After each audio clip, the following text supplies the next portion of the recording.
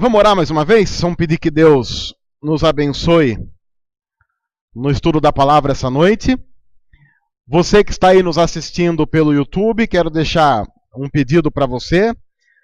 Aqui embaixo tem um curtir, curta aí essa mensagem. Aqui tem comentário, faz o comentário aí, compartilha, abençoa a vida de outras pessoas com essa palavra. Você que está nos ouvindo pela internet, por favor, faça isso também, compartilhe um pouco daquilo que Deus tem falado ao seu coração com a vida de outras pessoas. Vamos orar. Senhor, muito obrigado pelo privilégio que é juntos estudarmos a Tua Palavra. Eu quero pedir que o Senhor nos abençoe para que possamos compreender um pouco mais da vontade do Senhor para a nossa vida nessa noite. Em nome de Jesus. Amém. Eu vou começar fazendo algo que costumeiramente eu não faço.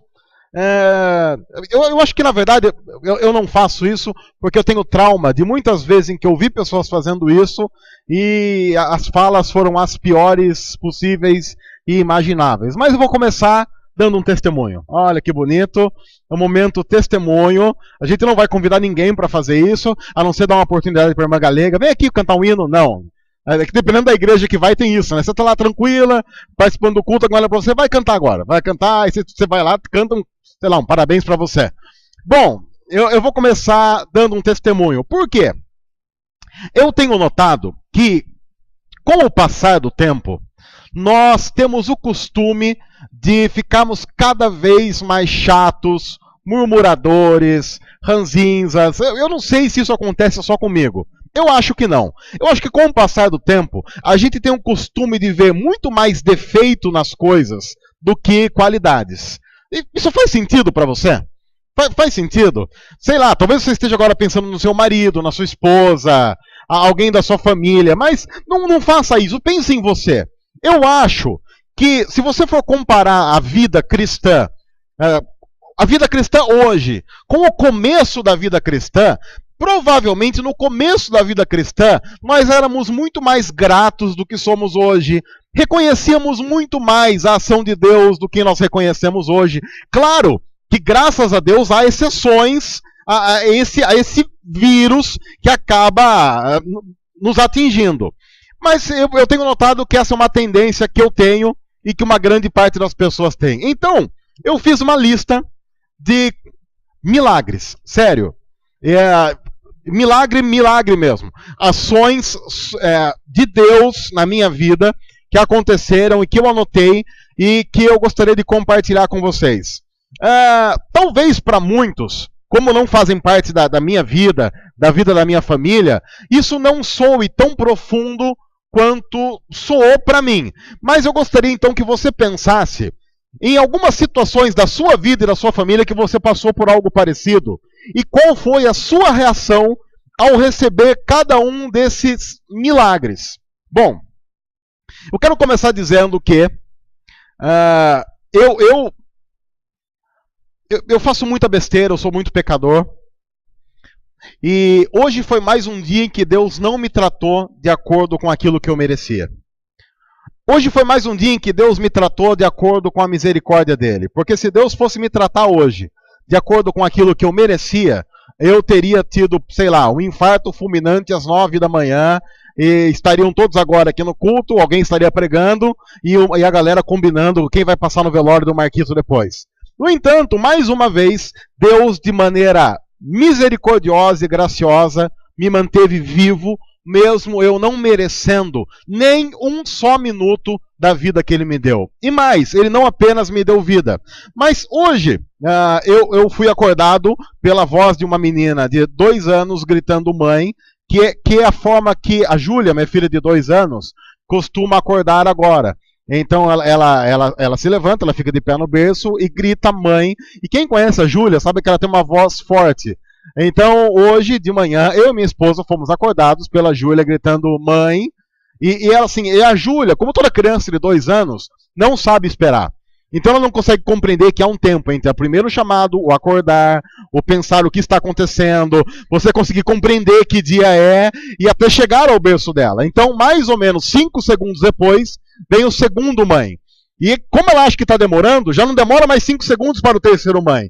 E depois viram mãe, mãe, mãe, mãe. Enquanto você não chega lá, aquilo não acaba e aquilo vai aumentando. E você vai correndo porque você fica com medo que o prédio acorde com aquele chamado de mãe. O primeiro milagre foi que eu acordei. Eu não estou dizendo que é um milagre eu ter acordado porque o meu sono é pesado, embora ele seja. Mas como eu disse, foi um milagre eu ter acordado e não ter sido, por causa do meu pecado, fuzilado no meio da noite. Alguém pode imaginar assim, mas você peca até em sonho? Lógico, como todo mundo. Você já pecou em sonho. Não pecou? Eu e o Job, estamos assumindo aqui que sim. Mas todo mundo aqui já pecou em sonho também. Todo mundo aqui já teve sonho que você acordou e falou, que vergonha. No mínimo, publicamente você já ficou em sonho. Alguém já sonhou com isso? Estava nu em público? Uma coisa horrorosa. O primeiro milagre aconteceu, fora esse, às 8 horas da manhã. Porque às 8 horas da manhã, eu e minha família estávamos tomando café da manhã. E nós tínhamos o que comer. Não apenas nós tínhamos o que comer, nós pudemos escolher o que comer e o que não comer. Eu pude olhar para a mesa no café da manhã em casa, inclusive dizer, isso eu não quero. Eu vou comer só isso e isso.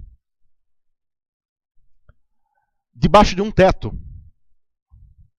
O que significava dizer que podia ventar, podia chover, e eu continuaria tomando o meu café da manhã tranquilamente.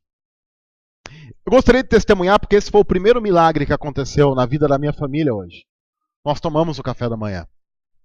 E talvez esse milagre tenha acontecido na vida de muitas pessoas que estão reunidas aqui hoje, e estão nos assistindo e nos ouvindo. A pergunta que eu quero fazer é, qual foi a sua reação diante desse milagre? Talvez você tenha reclamado do café. Ou talvez você simplesmente tenha agradecido a Deus porque tinha coisa na mesa. O segundo milagre aconteceu quando eu e minha família pudemos, inclusive, planejar algumas coisas para o nosso dia. E para resumir alguns milagres que aconteceram, no almoço, o milagre do café da manhã se repetiu. Porque no almoço, mais uma vez, nós pudemos escolher o que comer. Alguém aqui pôde escolher o que comer hoje? Tinha assim, por exemplo, quem cozinhou e escolher entre fazer X ou fazer Y? Quem passou por esse milagre hoje? Porque eu não sei se vocês sabem, há alguns números interessantes que dizem que bilhões de pessoas no mundo não têm esse privilégio. Bilhões de pessoas no mundo não têm o privilégio de poder escolher o que comer. E durante o tempo em que nós estamos reunidos aqui, desde que o nosso encontro começou às 7h30 da noite, muitas e muitas pessoas, incluindo crianças, morreram de fome. Por isso é que eu quero testemunhar que o almoço lá em casa hoje foi um milagre. Foi um milagre. O almoço lá em casa hoje nós fizemos, eu vou confessar o que nós fizemos. Nós fizemos uma bacalhoada falsa. O que é uma bacalhoada falsa? Bacalhoada falsa é você compra merluza, dá uma temperada a mais, põe batata, ovo, cebola, põe no forno e come pensando em bacalhau. Esse foi o almoço lá em casa. Mas aí, não contentes ainda com esses milagres, nós tivemos uma fantástica ideia. Temos 2 crianças em casa, almoçamos cedo, e aí pensamos assim, vamos levar as crianças a tomar um sorvete? E nós fomos. E nós tínhamos dinheiro para comprar sorvete para as crianças. E nós fomos a uma sorveteria, nos sentamos e mais uma vez o milagre de poder escolher que sorvete tomar aconteceu em nossa vida. E sentamos na mesa da sorveteria, eu, minha esposa, minhas 2 filhas, e tomamos sorvete. Claro que você deve imaginar como a Júlia ficou no final desse processo. Porque uma criança de 2 anos tomando sorvete não é uma coisa assim ela não tem um nível de controle de si mesmo muito grande. Então é claro que a roupa ficou toda suja, mas vejam, nós sabíamos que chegaríamos em casa e nós teríamos condições de lavar essa roupa. Porque nós temos uma casa, nós temos uma máquina de lavar. Sim, é claro que eu sei que isso tudo que eu estou falando parece tão pequeno, mas eu estou considerando para o meu bem e para o bem da comunidade que eu pastoreio, tudo isso como pequenos milagres que Deus foi dando para a gente no decorrer da vida e que nós simplesmente consideramos como algo normal, quase que uma obrigação de Deus para com os seus filhos. À tarde nós tomamos um café. Minhas filhas jantaram antes de vir para cá. O que significa dizer que agora as minhas filhas estão lá na classe e elas não estão com fome. Mas não tem problema, sabe por quê? Porque se acabar aqui o nosso encontro e uma delas chegar para mim e falar assim: papai, eu estou com fome, sabe o que eu vou poder chegar e falar para elas? Aguarda só um pouquinho, porque chegando em casa tem comida. Aliás, chegando em casa tem comida, tem bolacha, para os cariocas que estão aqui tem biscoito, tem bolacha, tem biscoito, sei lá, tem uma pancada de coisas que elas podem escolher. Eu estou testemunhando isso porque eu estou terminando o dia com a sensação absurda de que milagres aconteceram. E aí, sabe o que aconteceu depois de tudo isso? Eu pude tomar banho, e eu tinha um chuveiro quente para tomar banho, e eu sou uma pessoa assim, não importa a temperatura que está, eu odeio banho gelado. E eu não consigo compreender quem gosta de banho gelado. Para mim, quem gosta de banho gelado está de conversão. E eu tinha um chuveiro quente, estava tranquilo. Eu pude escolher a minha roupa. Quer dizer, não porque eu sou casado. Mas se eu não fosse casado, eu poderia ter escolhido minha roupa. Se eu não fosse casado. Porque casado, o homem, a mulher olha e fala assim: você não vai. Não, assim você não vai. Você não vai. Mas eu poderia, se não fosse casado, escolher a minha roupa. Eu tenho uma igreja. Eu posso frequentar uma igreja. Eu tenho o privilégio de ter contato com a Bíblia. Em casa, inclusive, eu devo ter mais ou menos impressas umas 6 Bíblias, em várias versões diferentes. Considerando que há milhões e milhões de cristãos nesse mundo que por leis anticristãs não podem ter uma Bíblia em casa, sofrem por não ter Bíblia, acesso à palavra de Deus. Eu tenho 6, eu posso escolher. Deus me deu a palavra dele de várias maneiras. Foi mais um milagre que aconteceu em minha vida hoje. O que eu queria dizer é que eu não sei dizer quantos, mas muitos milagres aconteceram em minha vida hoje. No entanto, talvez eu tenha dificuldade de considerar isso milagre por um simples motivo. Eles acontecem todos os dias. E aí, como vai acontecendo todos os dias, eu até posso fazer uma oração agradecendo pela comida que Deus me deu. Mas é aquela oração para manter o ritual. Não é aquela oração de verdade que sai do coração da gente. Sai apenas da boca para fora para manter, assim, porque senão vai ficar chato falar que eu não fiz oração nem para comer. Então eu vou deitar na minha cama hoje, vou ter o teto sobre a minha cabeça e eu vou agradecer, mas eu vou agradecer apenas para que não fique parecendo que eu sou muito mal agradecido. Eu vou agradecer porque é normal agradecer, espera-se que eu agradeça, mas o meu coração não vai estar ali. No entanto, na Bíblia, do começo ao fim dela, nós seres humanos somos chamados a agradecer a Deus, reconhecendo quem Ele é e o que Ele faz por nós. Nós cremos, inclusive, que a principal finalidade do ser humano é o louvor a Deus, é dar a glória a Deus por tudo aquilo que todos os dias, desde que o sol nasce até que o sol se põe, Ele tem feito por cada um de nós. Pequenos e grandes milagres que vão acontecendo a toda hora e que nós nem damos conta de contar. O salmista, num dos salmos, diz que se ele fosse contar as maravilhas de Deus, os feitos de Deus, ele ficaria contando e jamais chegaria ao fim. Ele não conseguiria dar conta de contar tudo aquilo que Deus tem feito por ele a cada dia. E essa, inclusive, são coisas que nós sabemos, porque não dá nem para imaginar quantas vezes Deus nos livrou dos mais terríveis acidentes e incidentes e nós nem ficamos sabendo. Sabe aquele momento em que você, sei lá, está caminhando por uma rua e você sempre vai reto e num determinado dia você, hoje eu vou por um outro caminho. Talvez nesse dia Deus tenha livrado a gente simplesmente não saiba disso. E talvez nunca vai ficar sabendo. Mas vamos vivendo sabendo que o Senhor tem cuidado de nós, que o Senhor tem nos abençoado, que o Senhor tem estado ao nosso lado, que o Senhor, segundo a Bíblia, se agrada de dar coisas boas a gente como nós. E como eu disse no começo, eu sou muito pecador, sou muito ingrato. E a Bíblia diz, de maneira muito clara, que todo aquele que peca merece a morte. Era um trato que Deus tinha feito com o ser humano. Quem vivesse longe dele deveria morrer. E Deus foi justo e cumpriu o trato. Só que para nos salvar dessa pena de morte eterna, mandou Deus Filho Jesus para morrer em nosso lugar, como nosso substituto, fazendo com que todos os nossos pecados fossem lançados sobre Ele na cruz, para que nós não tivéssemos morte eterna, mas vida eterna. A Bíblia diz que Jesus ressuscita, e a ressurreição de Jesus é quando Deus aceita esse sacrifício e determina que a morte espiritual não existe mais para aqueles que estão em Cristo. Ele vence a morte. A morte já não é mais uma realidade. Eu gostaria que nós rapidamente olhássemos para um salmo.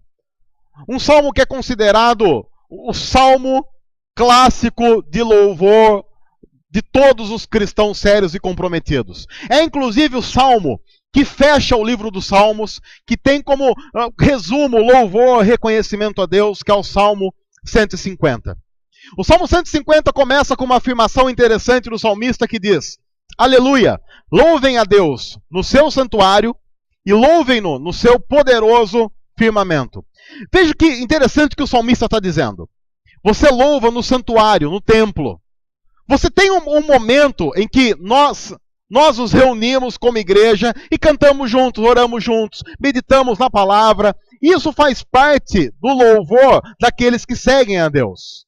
Aqueles que inclusive têm deixado de lado a vida comunitária, têm perdido uma grande bênção que Deus historicamente tem dado ao povo dele. Mas o salmista diz, você também louva no firmamento. O firmamento quando o salmista se refere ao firmamento, ele está se referindo aos céus. É como se ele estivesse dizendo assim, você louva no santuário, mas quando você sai do santuário e se depara com os céus, você louva também. Porque a vida cristã, séria e comprometida, não pode ter jamais momentos de louvor. A vida cristã é uma vida de louvor total, pleno a Deus.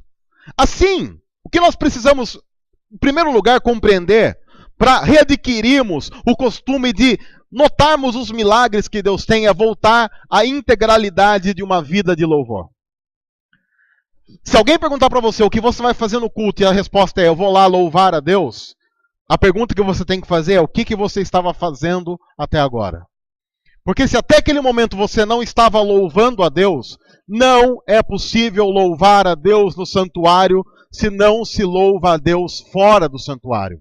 Porque o que acontece aqui, no domingo à noite, deve ser consequência do que aconteceu fora daqui. Esse talvez seja o clímax, a celebração comunitária daqueles que durante a semana têm vivido uma vida de louvor a Deus. O culto dos cristãos jamais será um culto vivo se a vida que nós vivemos fora do ambiente da comunidade não for um culto. O que acontece lá fora dá legitimidade ao que acontece aqui dentro. No entanto, você já notou como nós departamentalizamos as coisas? Nós temos um momento de louvar a Deus. Agora, e às vezes eu quero matar o dirigente quando ele diz assim, agora vamos nos esquecer de tudo que ficou lá fora. Por quê? Eu não tenho que esquecer absolutamente de nada que ficou lá fora. Porque se a minha vida é uma vida de louvor a Deus, o que aconteceu lá fora é um incentivo absurdo para o que vai acontecer aqui dentro. Eu não posso esquecer o que aconteceu lá fora. Inclusive, se a minha vida lá fora for marcada por pecado, isso tem que ser uma lembrança viva em meu coração, para que eu me lembre do tanto de misericórdia de Deus que eu preciso para dar legitimidade a tudo que está acontecendo aqui dentro. No entanto, nós temos dificuldade de entender a vida como um todo. É interessante notar que na Bíblia, a adoração não faz parte apenas de um tempo. A gratidão, a adoração a Deus, o reconhecimento de quem Ele é e do que Ele faz, é a própria vida, porque nós cremos que fomos criados para louvar a Deus. Assim, se você se tornou um murmurador profissional, você tem alguns problemas para resolver. Conhece murmurador profissional? Como que chama? Aquele personagem é um desenho antigo. Tem um desenho antigo que o cara só reclamava. A hiena e o leão, é isso? Lipflars. Ó vida, ó céus. Isso resume a vida de alguns cristãos. Não importa o que Deus faça. Você conhece gente que, inclusive, assim, ela tem prazer na desgraça. Se você chega para essa pessoa e diz, estou com uma gripe, ela fala assim, você não sabe o que eu passei essa semana. Quando você fala que teve uma pneumonia dupla, a raiva dessa pessoa não tem um terceiro pulmão para falar que teve uma tripla. Ela fica com raiva. Você deve conhecer alguém assim. São pessoas impregnadas de um pessimismo demoníaco. Não importa o que Deus faça, elas não reconhecem. Não importa o que aconteça, o louvor não faz parte da vida e do coração dessas pessoas. Pessoas amarguradas que não conseguem reconhecer um Deus maravilhoso revelado nas Escrituras, que nos ama, que cuida de nós, que deu o seu Filho, para que todo aquele que nele crê, como diz João 3,16, não pereça, mas tenha vida eterna. A eternidade da vida prometida a mim e você, que já seria motivo suficiente para louvarmos a Deus para o resto de toda a existência e para a eternidade. E ainda assim, junto com Cristo Jesus, Ele nos dá outras coisas muito boas, para nossa alegria, para o nosso deleite, para abençoar nossa família.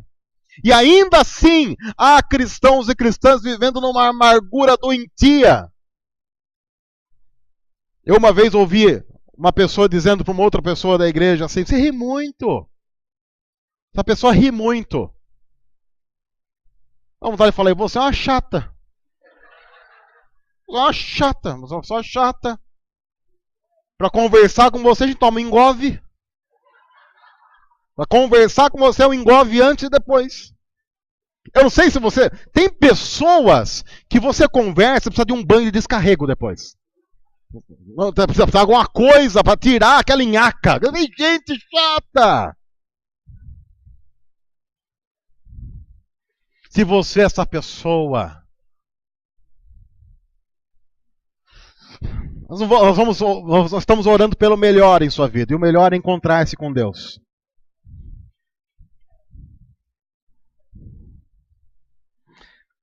O Salmo 150 continua. Além de dizer, parem de encarar momento de culto como louvor. A vida é louvor.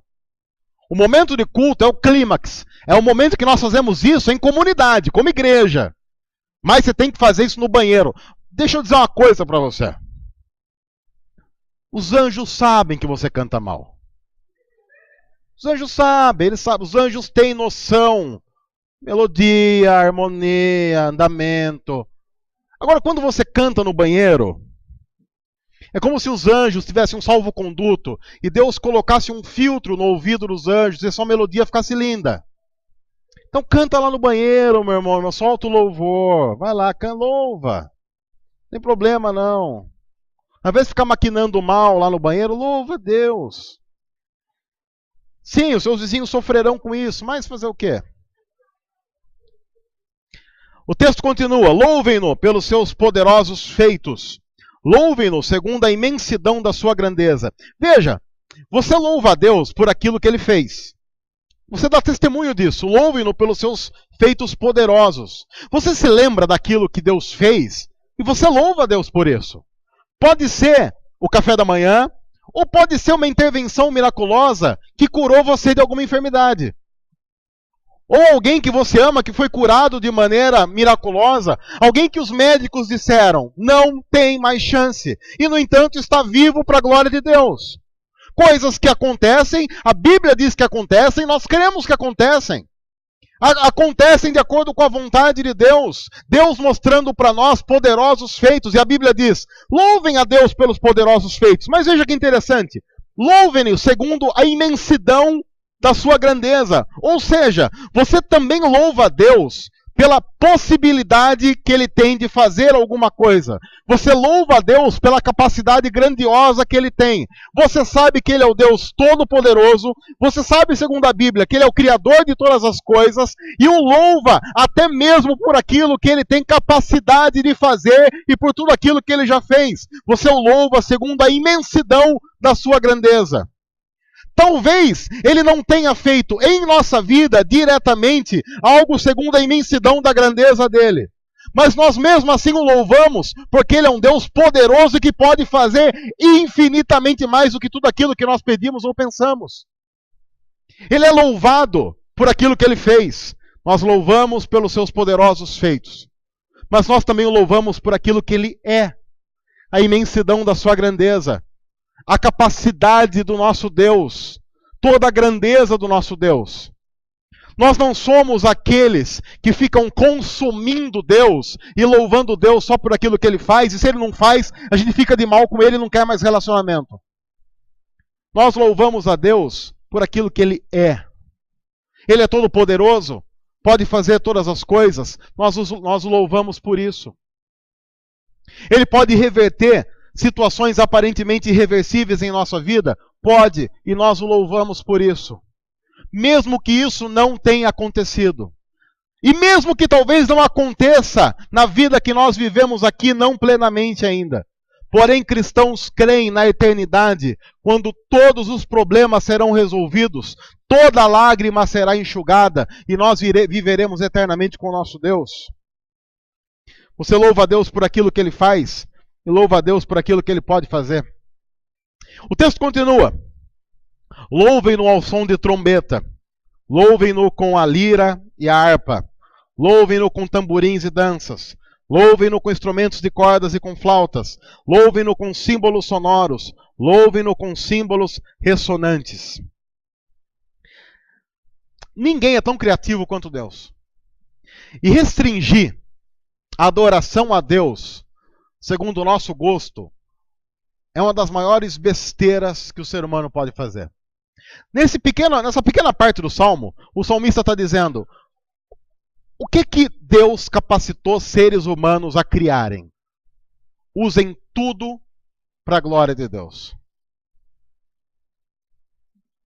Pode ser que algumas coisas aqui a gente não gosta, sei lá,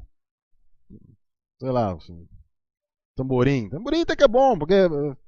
Agora, sei lá, harpa. Harpa é uma coisa que eu, assim, se eu puder preferir não ter harpa, porque a harpa, assim, imagina você ser embalado em louvor ao som de harpa. Eu dormiria tranquilo. Pelo menos em paz me deitaria e pegaria no sono.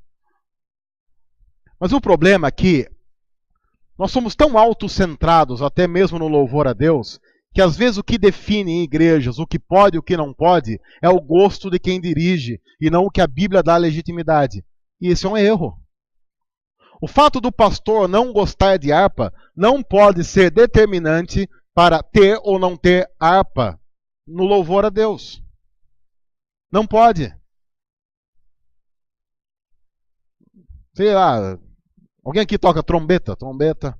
Alguém aqui não toca trombeta? Amém, não vai ter. Lira, a gente não sabe o que é, também não vai ter. Se a gente não sabe o que é, não vai ter. O que é lira? É uma quê? Harpa pequena. Os anjos tocam lira. Então a gente já vai passar a eternidade ouvindo, então não vai ter aqui também. Não vai ter. Não vai ter nem harpinha, nem harpona. Harpinha, harpona não vai ter. Não vai ter. Trombeta já vai tocar quando Jesus voltar, então também não vai ter. A gente vai ouvir bastante trombeta. Tamborins. Bandeirinho. Job, não vai ter. Não vai ter. Flauta também não vai ter. O que são símbolos sonoros? Vai ter. Símbolos sonoros vai ter. Símbolos ressonantes. Tá bem?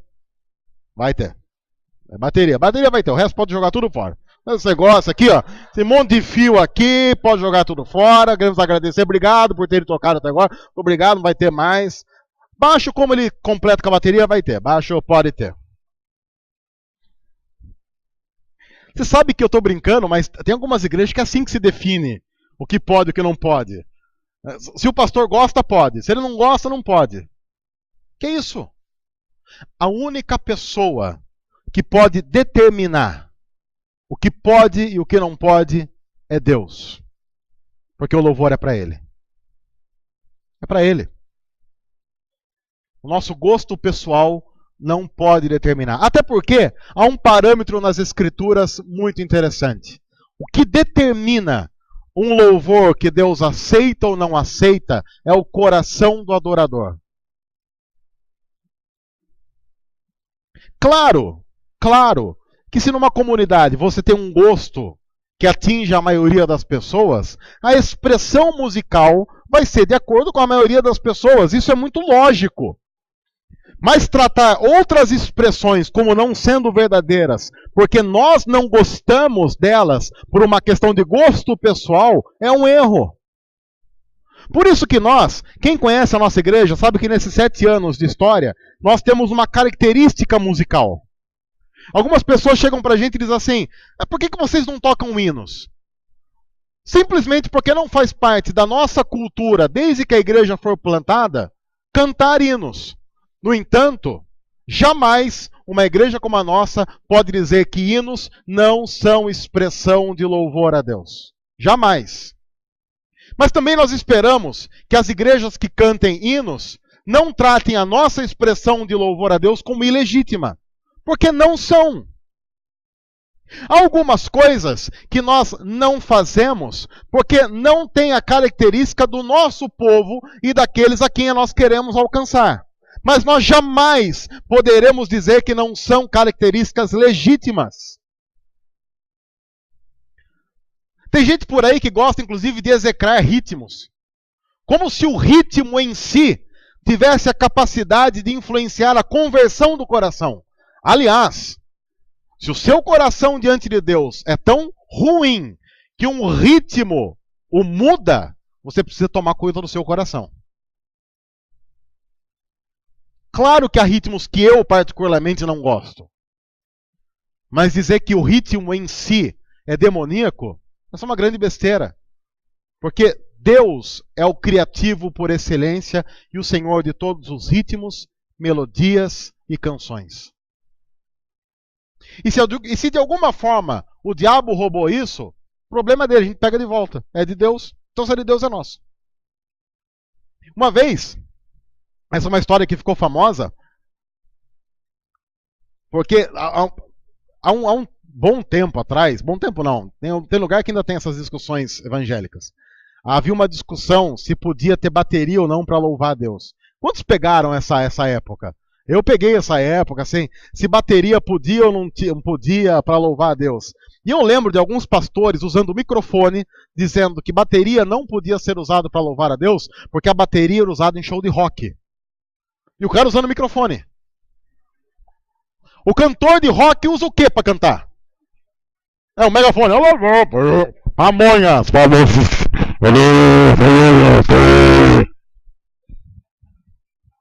Eu duro que quem está ouvindo a gravação, né? Fala, mas o que será que o Nando fez agora? Produção estragou ali a gravação.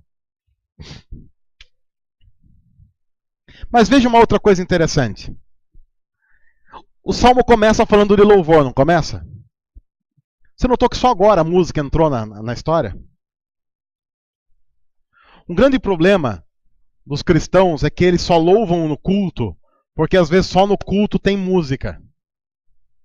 E o Salmo 150, no primeiro versículo, fala de louvor. Mas só 2 ou 3 versículos depois fala de música. Porque o Salmo está dizendo, música é uma das formas usadas para louvar a Deus.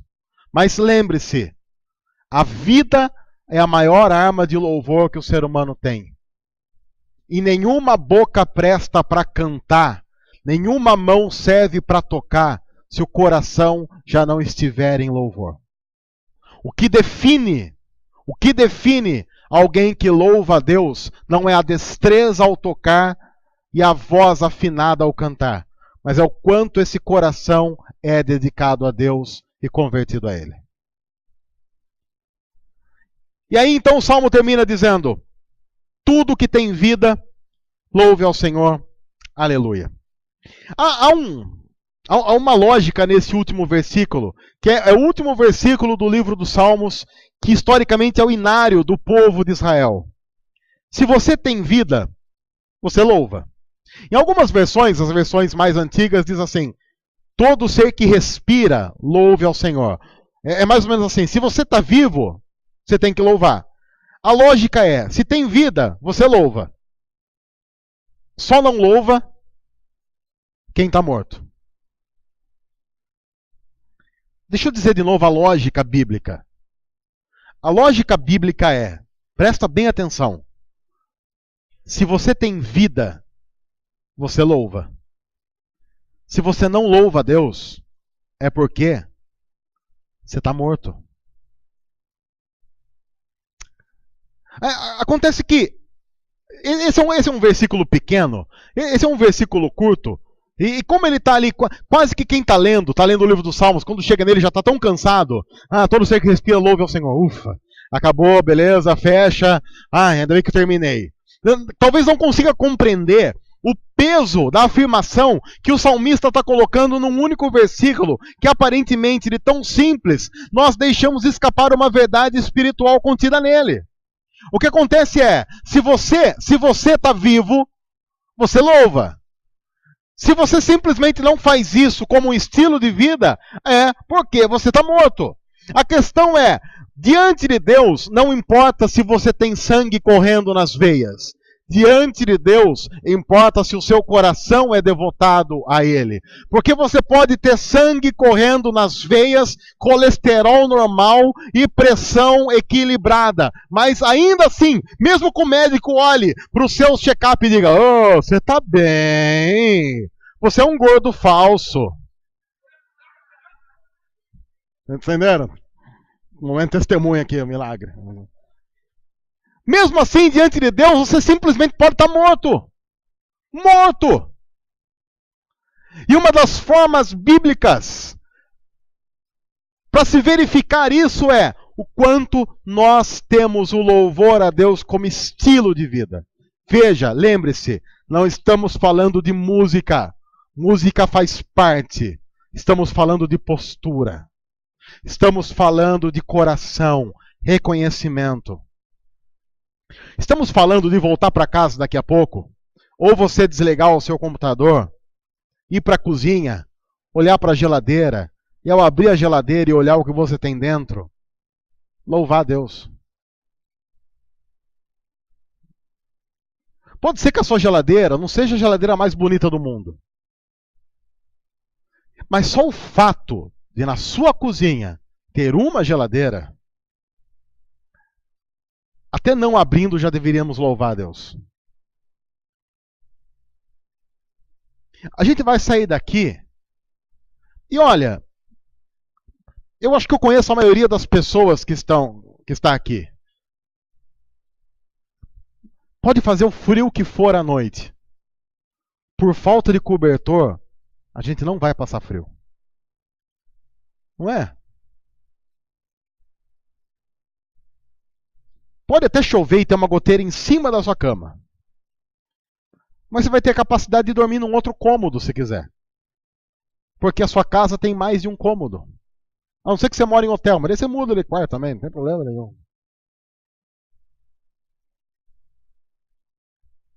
Quando nós pensamos seriamente na nossa vida, a gente começa a notar de maneira muito clara: nós não temos nem um só motivo de reclamação legítimo.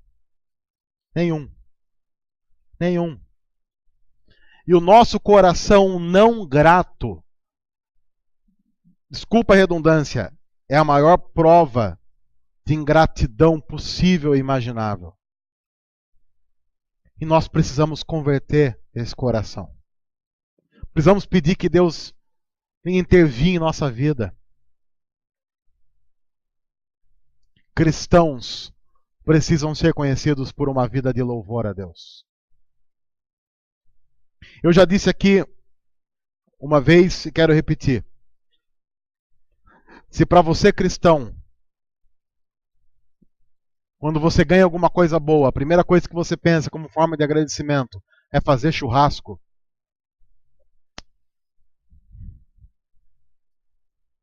isso é uma vergonha. Uma vergonha. E olha, você olhando para mim, você nota que eu gosto de churrasco. Você olhando para o meu Facebook, você sabe que eu gosto de churrasco. A foto de capa do meu Facebook tem eu lá segurando uma picanha fatiada. Coisa linda que Deus fez. A linda que Deus fez. Antes do inimigo inventar a salada.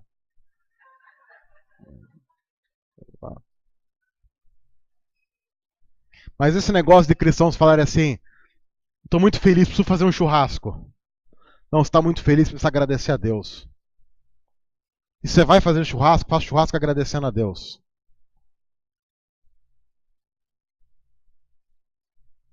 A gente vai voltar para casa. A gente vai voltar para casa e esse já tem que ser um motivo de louvor a Deus.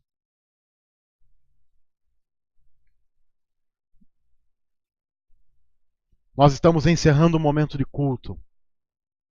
E a gente tem que estar grato a Deus por isso. Porque há milhões e milhões de cristãos nesse mundo que adorariam e dariam a vida para poder frequentar uma igreja. Mas vivem num país de perseguição religiosa. E se forem pegos fazendo o que nós estamos fazendo aqui, são metralhados, sem nenhum tipo de julgamento.